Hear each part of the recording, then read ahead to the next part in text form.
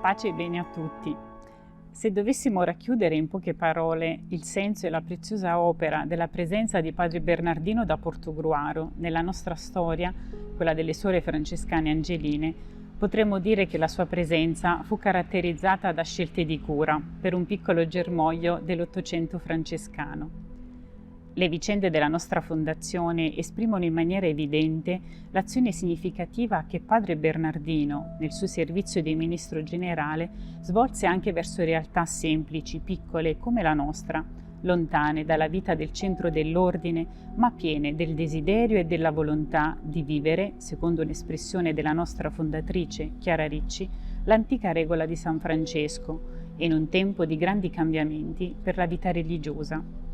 Il nostro istituto nasce infatti in un piccolissimo paese della campagna alessandrina da Madre Chiara Ricci e da un gruppo di terziarie che Padre Bernardino non conosce direttamente, ma a cui egli offrì sempre vicinanza e sostegno. Lo fece soprattutto perché potessero essere accolte nella chiesa locale, riconosciute, per l'intraprendenza con cui esse manifestavano l'impegno concreto a servire Dio e i fratelli e vivere sulle orme povere di San Francesco.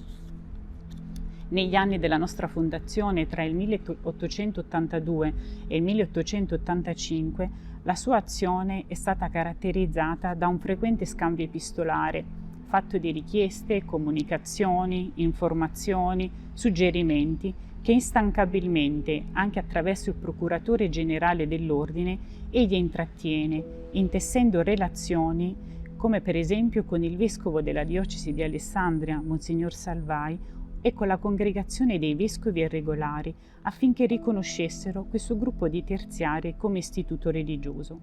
Ma dobbiamo dire che fece altrettanto anche con i frati minori, più direttamente vicini a questa nuova realtà, al fine di assicurarsi della qualità di vita di questo piccolo gruppo. La sua opera la possiamo rileggere in due prospettive. Da un lato protegge le terziarie di Castelspina per favorire il riconoscimento diocesano di questa nuova famiglia francescana. Dall'altra custodisce nella Chiesa questa nuova forma di vita, facendosi garante lui stesso, a nome dell'ordine, della direzione spirituale e della cura materiale, tramite la presenza di un padre commissario francescano. Il suo atteggiamento si mostra sempre provvidenziale, sapiente, prudente, nel seguire tutto il processo di autonomia giuridica della famiglia religiosa, e lo fa in diversi modi. Ci piace ricordare e riportare alla memoria un'espressione di Padre Bernardino: il nome di Angeline per codeste suore terziarie non mi dispiace e da parte mia lo approvo. Con queste parole lui dette il proprio placet all'assunzione del nome di terziarie Angeline in onore della Vergine degli Angeli, venerata in Porziuncola, culla dell'ordine e devozione che esprimeva il legame con il francescanesimo delle origini. E ancora si premura di indicare una via per la redazione delle Costituzioni, inviando una copia del testo delle suore testimmatine, offrendo così un modello a cui potersi ispirare.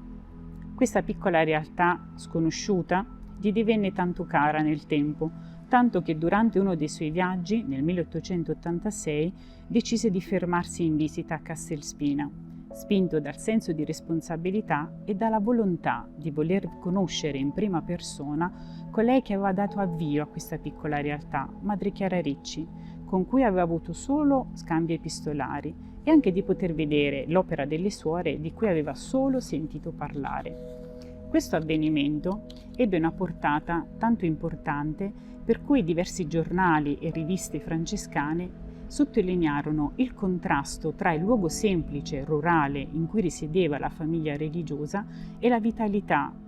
per le quali il ministro si compiacque molto. Di quella visita Padre Bernardino ebbe a dire: qui a Castelspina le cose camminano bene. In quell'occasione la sua paternità si espresse anche nel fatto che presiedette le professioni religiose, le vestizione, oltre che di riconoscere pubblicamente Suor Chiara Ricci come superiora generale a vita per il suo ruolo di fondatrice e ispiratrice di questa nuova realtà, di cui apprezzò anche le sue doti come organizzatrice e formatrice. Il legame di familiarità e di stima Si mantenne nel tempo anche attraverso tanti biglietti augurali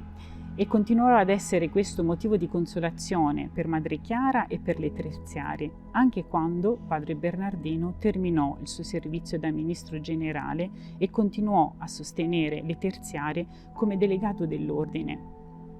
Nelle strade che il Signore si compiacque di aprire per noi all'inizio della nostra storia, sicuramente la presenza di padre Bernardino si mostrò come un dono del Signore.